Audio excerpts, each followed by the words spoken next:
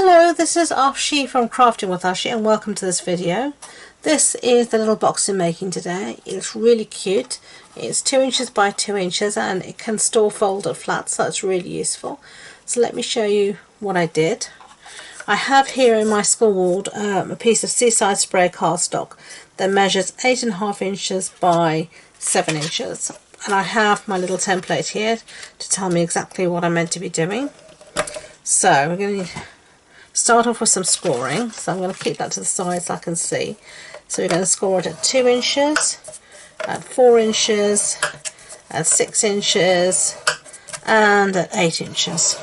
So it's one of these very simple 2, 4, 6, 8 boxes. And then we're going to turn it the other way around. And let me see what we're going to score here at. We're going to score at 1/2 inch. And then we're going to score again at 2.5 inches. And I'm going to twist it round like that and do it again at 1/2 inch. And again at 2.5 inches. Okay. So you're not going to be able to see the score lines very well on the camera, but I promise you they are there. So now we're going to fold on all our score lines and burnish them nicely. So let's start, because you've got quite a few to do, and this is when a really good bone folder is invaluable. It really is. It's one of my basics of my crafting toolbox, is a really good bone folder, and I would say it's one of the first things you should buy for your any craft kit, in my humble opinion. So let's just see, get all of these done. And I think we've got one more to go here.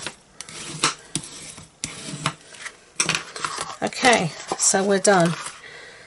So now I can see, put it around this way so that's easier.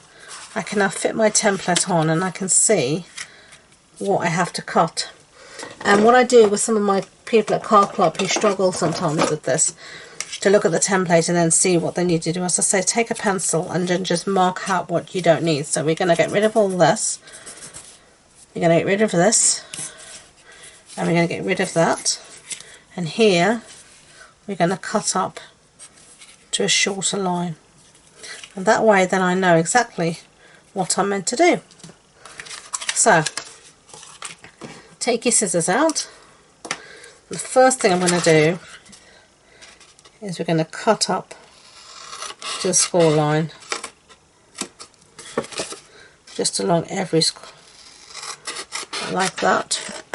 So we're releasing these flaps, and we're going to do that all along this side, and then all along the other side. Can start to get, so we've released all these tabs. You can see they're all flappy now. We can get rid of everywhere we marked. So we're going to get rid of that piece there. And on the blog post I'll also put a photo of my template so you can see exactly what's happening in the gooseberry bush, as my mother would say. So I'm going to cut there, and on these ones where I've cut short, I'm just going to mitre the corners a bit like that. So this one again is cutting short, because we've got that line there, so that tells us that and then I'm just going to mitre, and then we're going to take out this piece here because we marked it. And this is really much easier if you do this with a template. Make your template and then fold it over your, just put it over your piece of your project when you're making stuff like this that's maybe a little bit more complex, and just mark it all off. Then trying to sort of look at your template, look back at your work, look at your template. You're much less likely to make a boo-boo doing it like this.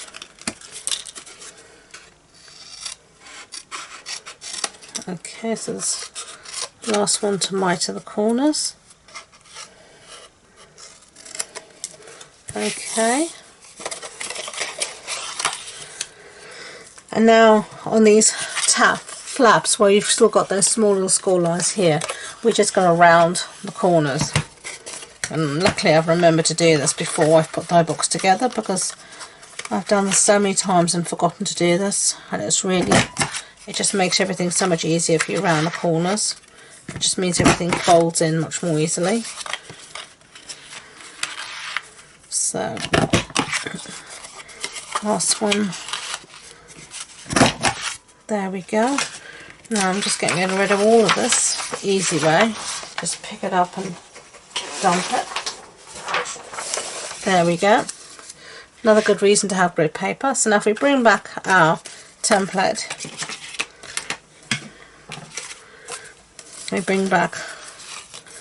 we can see that we've got things correct, you know, everything is correct, which is always good. So now the only place we're going to put glue is on this little tab here. So we're going to use just some tear and tape. Okay, and give that a little burnish.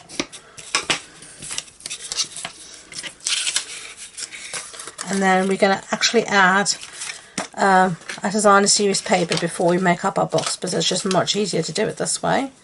Now the designer series paper is from a new stack, and the stack is actually celebration paper. And I can't remember the name of it, but I will have it for you. And you can see it's gorgeous paper.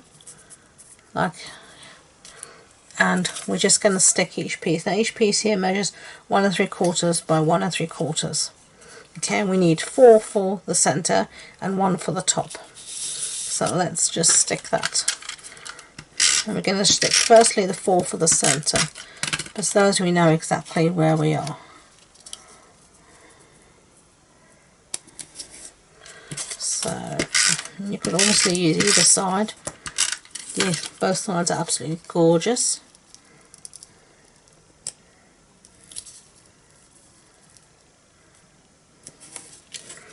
Okay. Whoopsie daisy. And then this one here.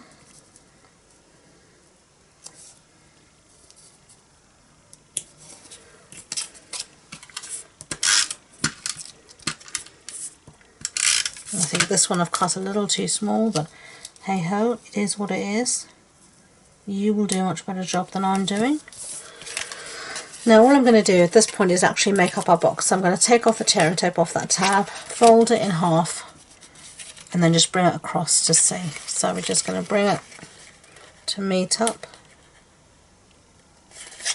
our pieces like that. And this is when you could just store it flat, you know, and go. But we're going to make it up. And we're going to fold in our pieces, and we're going to decide which is our front and our back. So this is my seam, and I want that to be towards the back. So this bit on top here is going to be our lid, so we can put our designer series paper on here.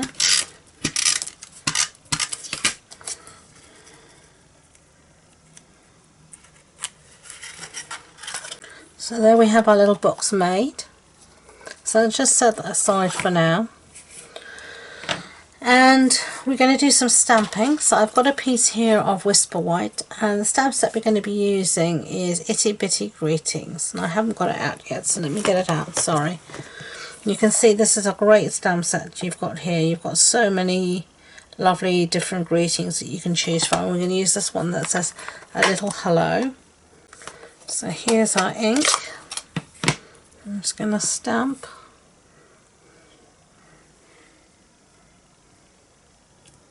Like that. Close up our ink pad, and then we're just going to clean off our stamp set.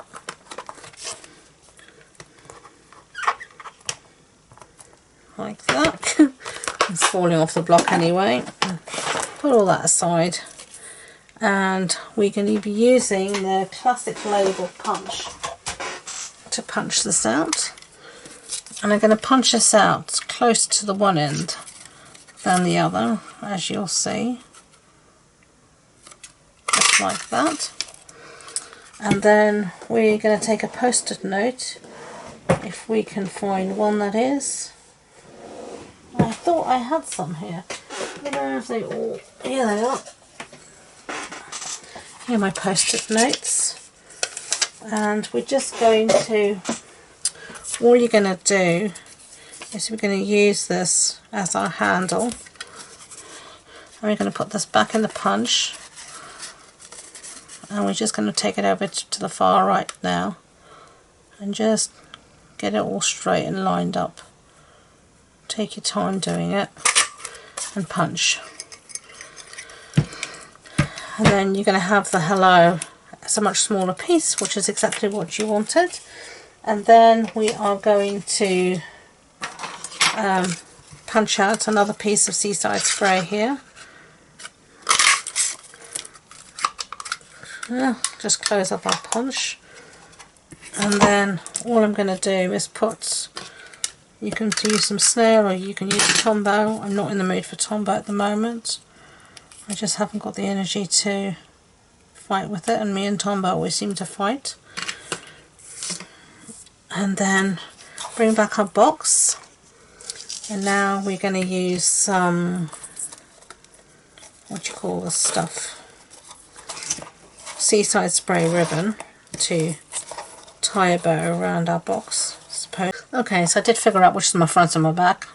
And the front is here, so we're going to put a little sentiment here, and I'm going to use some mini dimensionals. You should see the state of my desk. It looks like a hurricane's exploded over it. There's stamp sets, there's inks, there's everything on it.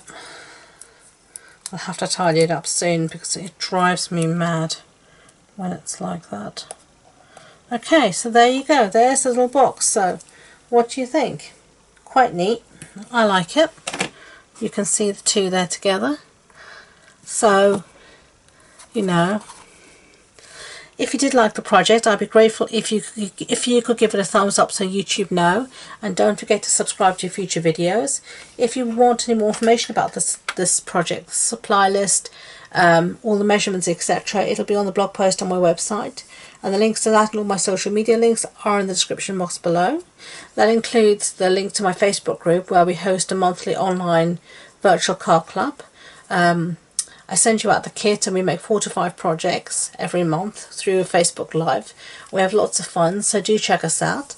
So thank you again, and until next time, enjoy being creative. Bye!